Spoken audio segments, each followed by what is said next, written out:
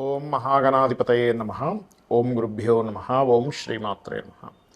అరుణాం కరుణాతరంగితాక్షీం ధృతపాశాంకుశపుష్పబాణచాపాం అనిమాదిభిరావృతాం మయూకైః అహమిత్యేవ విభావయే భవాని. శ్రీమాత్రే నమః.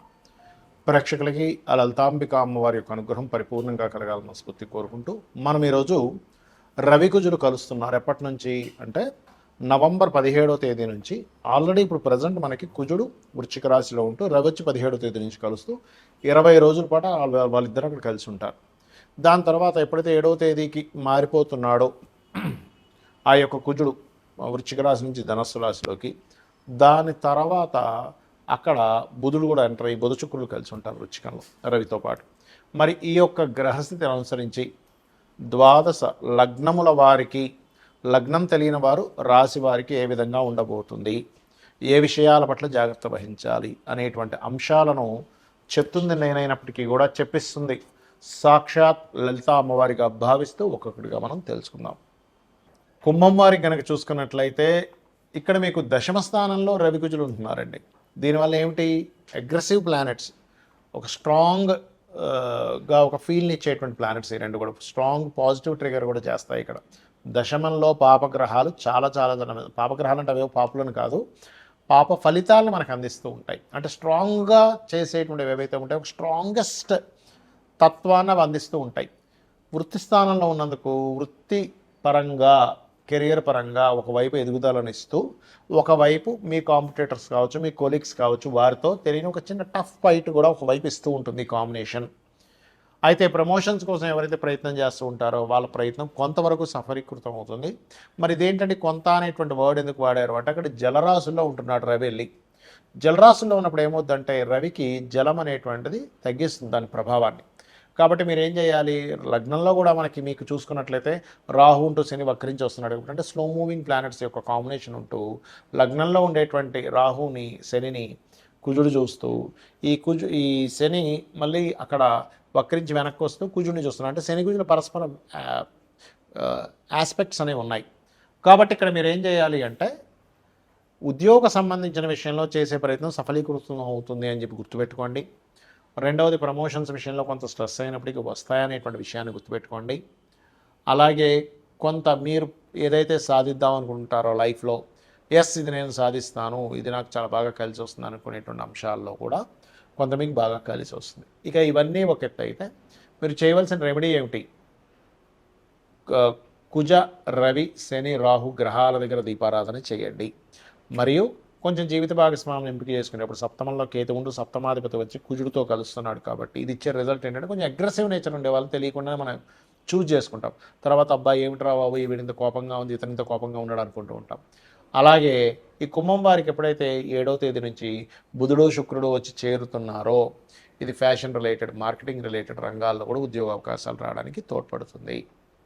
ఎప్పుడైనా ఎవరి జన్మజాత చక్రంలో అయినా ఈ అగ్రెసివ్ని ఇచ్చేటువంటి ప్లానెట్స్ కలిసి ఉంటాయి, అంటే రవికుజులు కలిసి ఉంటే ఎటువంటి ఫలితాలు, దానికి పరిహారం ఏమిటి, అదేవిధంగా శుక్రబుధులు కలిసి ఉంటే వాళ్ళకి కలిగేటువంటి ఫలితాలు ఏమిటి, దానికి తీసుకోవాల్సిన జాగ్రత్తలు ఏంటి తెలుసుకుందాం. సహజంగా ఏంటంటే రెండు గ్రహాలు అంటే ఉష్ణాన్ని కలిగినటువంటి గ్రహాలుగా చెప్తారు, అగ్రెసివ్ ప్లానెట్స్ అంటారు వీటిని. అంటే ఇది కనుక లగ్నానికి వస్తే వాళ్ళకి కొంచెం ఎమోషన్గా ఎక్కువగా ఉంటుంది, 3వ స్థానానికి వస్తే ఎక్కువ ధైర్యసాహసాలు ప్రదర్శిస్తారు.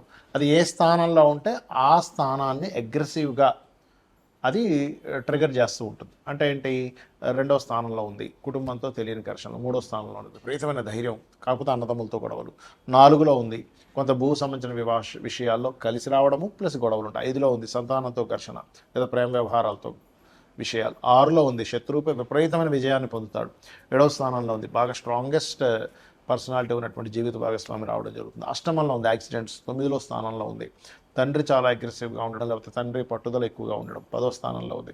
వీళ్ళు ఎక్కడైతే జాబ్ చేస్తారో అక్కడ లీడర్గా నిలబడతారు, కానీ అక్కడ ఎంతో కొంత స్ట్రెస్ మిమ్మల్ని వెంటాడుతుంటుంది. 11 అయితే ఆల్ సక్సెస్ ఉంటుంది, రాజకీయంగా కానివ్వండి, మెడికల్ పరంగా కానివ్వండి. అలా 12వ స్థానంలో అంటే వివాహ జీవితం మీద ఎఫెక్ట్ చూపిస్తుంది. ఇది రవికుజులు ఉంటాయి. మరి దీనికి ఏం చేయాలి, ఒకటే గుర్తుపెట్టుకోండి, ఓవర్గా ట్రిగర్ అవుతుంది 2 ప్లానెట్స్ కలిసి, అదే మెయిన్గా వీళ్ళకి ప్రాబ్లమాటిక్ అవుతుంది. ఒక ఈగో తెలియకుండానే అందరూ మిమ్మల్ని ఒక ఈగో పర్సన్గా చూస్తున్నాడు. మీలో నిజాయితీని ఇచ్చేటువంటి గ్రహాలు నిజంగా చెప్పాలంటే రవికుజ కాంబినేషన్ ఈజ్ నిజాయితీనిచ్చే గ్రహం. కానీ అవతల వాళ్ళకి అది ఈగో అండి, ఇతని కోపం ఎక్కువండి, ఈగో ఎక్కువండి, అమ్మో ఇతనితో మనం పడలేమండి అనేటువంటి స్థితికి కూడా తీసుకెళ్తుంది. బట్ కొంతమందికి అది కూడా ఉంటుంది, ఉండదని నేను చెప్పట్లేదు. కానీ ఇది నిజాయితీని ఖచ్చితంగా ఉండాలనేటువంటి కాంబినేషన్. ఒకవేళ మీ జన్మజాతకంలో ఇలా ఉంది, దాని ద్వారానే కొంచెం నేను అగ్రెసివ్ అవుతున్నాను, అవతల వాళ్ళు నా వాళ్ళు ఇబ్బంది పడుతున్నారు అనుకునేటువంటి వారు దీని చక్కటి రెమెడీ ఒకటి ఉంది. ఏమిటది? చక్కగా మీరు గంధము కలిపినటువంటి నీటితో శివునికి అభిషేకం చేయడం. రెండవది, సూర్య నమస్కారాలు చేస్తూ సుబ్రహ్మణ్యేశ్వర స్వామిని సూర్యభగవానుల్లో మనం దర్శించడము. అంటే సుబ్రహ్మణ్యేశ్వర ప్రతి ఎనర్జీ సూర్యుల్లో ఉందని చెప్తుంది మనకు శాస్త్రం. అలా చేయడం. అలాగే మరొక విషయం ఏంటంటే గోవులకి క్యారెట్స్, గోధుమ రవ్వ ఆది మంగళవారాలు తినిపించడం. రావి చెట్టుని బ్రహ్మ విష్ణు రుద్రుల యొక్క స్వరూపంగా చెప్తూ ఉంటారు. వాటి కిందనే సర్పాలు ఉంటాయి మనకి ప్రతిష్ఠ చేసినవి. అక్కడికి వెళ్ళి చక్కగా మీరు ప్రదక్షిణం చేసుకొని ఒక రాగి చెంబులో వాటర్ తీసుకొని అందులో పసుపు కుంకుమ గంధం కలిపి చిటికెడు వేసి కలిపి ఆ చెంబు పట్టుకొని ప్రదక్షిణం చేసుకొని వాటి మీద కనుక మీరు అభిషేకం చేసినట్లయితే చాలా అంటే చాలా వరకు కంట్రోల్ అవుతుంది. దీంతోపాటు రుద్రాక్ష ధారణ చేయండి. ఎన్ని ముఖాలు చేయాలి ఏమిటంటే అది ఎన్నో భావంలో ఉంది, అన్ని ముఖాలు చేయండి. అంటే ఒకటో భావంలో ఉంది భద్రాక్ష దొరుకుతుంది చంద్రాకారంలో, రెండో భావంలో ఉంది 2 ముఖాలు, మూడో స్థానంలో ఉంది కాంబినేషన్ 3 ముఖాలు, 4వ స్థానంలో ఉంది 4 ముఖాలు. అలా 12 భావాలకి 12 ముఖాలు మీరు ధరించవచ్చు. అంటే 12 స్థానాల్లో ఎక్కడుంటే అన్ని ముఖాలు ధరించడం ద్వారా మీకు చాలా కంట్రోల్ అవుతుంది. ఎందుకంటే ఈ కాంబినేషన్ బీపీని కూడా పెంచుతుంది, గుర్తుపెట్టుకోండి. ఇక అలాగే మరొక విషయం ఏంటంటే ఇక్కడ గమనించినట్లయితే మీకు బుధ శుక్రుల గురించి మనం మాట్లాడుకున్నాం. బుధ శుక్రులు అంటే ఏంటంటే వాళ్ళకి తెలివితేటలు చాలా బాగుండడం, మాట్లాడేటప్పుడు చాలా సున్నితంగా మాట్లాడటం, చాలా అంటే ఆహ్లాదకరంగా వాళ్ళ యొక్క వాయిస్ అనిపించడం అనేటువంటిది జరుగుతూ ఉంటుంది, గుర్తుపెట్టుకోండి.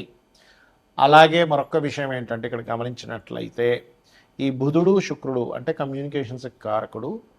అదేవిధంగా